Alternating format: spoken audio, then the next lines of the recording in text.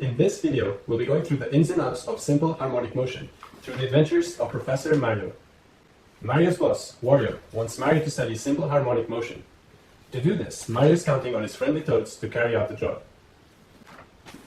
First, let us recap the basics of simple harmonic motion. The definition of simple harmonic motion is simply that the acceleration of an object is proportional but opposite to its displacement from the equilibrium position. An example of a system which can achieve simple harmonic motion is a simple pendulum. In this example, Wx will provide an acceleration proportional to minus theta for small displacements above the equilibrium position.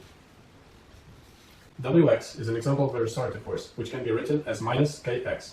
Upon rewriting our expression, we can find the solution for x, as well as arrive an expression for angular frequency. Finally, another type of force which can come into play in simple harmonic motion is the damping force, which reduces the amplitude of motion. An example of a damping force is air resistance, which can be given by minus Vv, where v is a constant and v is a parallel velocity to air resistance. It seems that meanwhile the toads have managed to come up with an experiment for Mario. Mario is to jump into a hole dug through the center of the Earth, which is then sealed at both ends and filled with air. Mario is then expected to achieve simple harmonic motion due to the gravitational force acting on his body. The toads have also decided that Mario should bring a jetpack capable of providing an upwards or downwards force. This force will be a periodic force, meaning it will oscillate about a constant value with a sinusoidal shape. Finally, here's a list of what Mario is bringing with him on the journey: a CERN watch, a CERN jetpack, a mattress catalog, and a book of trivialities. Okay, so first we'll start from this equation. So m dx squared over dt squared is the total force, and it's equals to negative lambda dx over dt, the friction, plus kx, negative kx, which is the restoring force.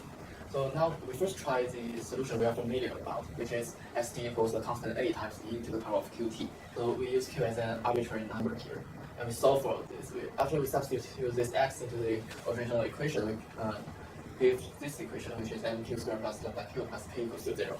And we substitute omega 0 squared equals to k over m, and gamma equals to lambda over 2m.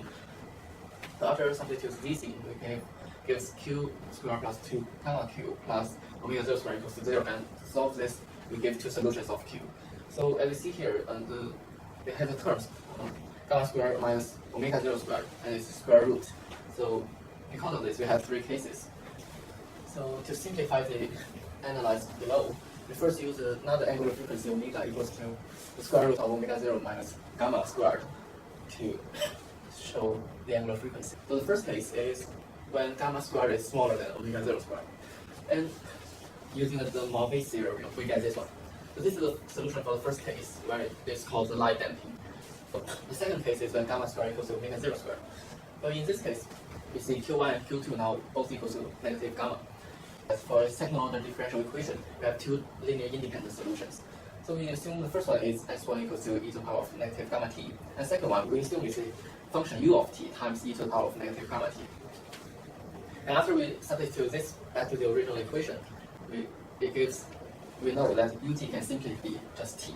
So we have the general solution x equals to a plus et times e to the power of negative gamma t. This case is called the critical damping. And so as we show in the graph, this one, in these cases, x goes to the equilibrium point, which is x equals to 0, the fastest. And for certain cases, where gamma squared is larger than omega 0 squared, after we substitute back to omega, we see that omega now is an imaginary number, purely imaginary. And after it times I, now it's real number. And since gamma is also real, so q1 and q2 are both real numbers, and both of them are negative. Q1 is q2 is more negative than q1. So the case with the driving force, which in this case provided by the jetpack.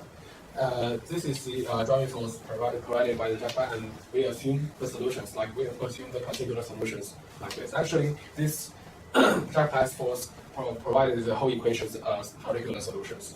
And the solution here is also the real part of that, which that can be performed like this. And when we substitute the equation of that into the original force equation, and we can get these whole equations until then. So we use that instead of x, the real part of that is x. So we can use that instead of x. For the value of gamma here is like lambda over 2m is the natural frequency of the whole system is like this. small f naught is big f naught divided by n. And we just divided the whole equation by the e to the power of I omega ft. Now the final solutions, well, we can get the solutions of r e to the power of I phi equals like this. And when we take the modulus square of the left-hand side, we can also take the modulus square of right-hand side. We can get the final solutions of r here. Now, if we want to get something like the maximum of r, we just need to take the derivative with respect to omega f. And we can get the omega f squared equals to this.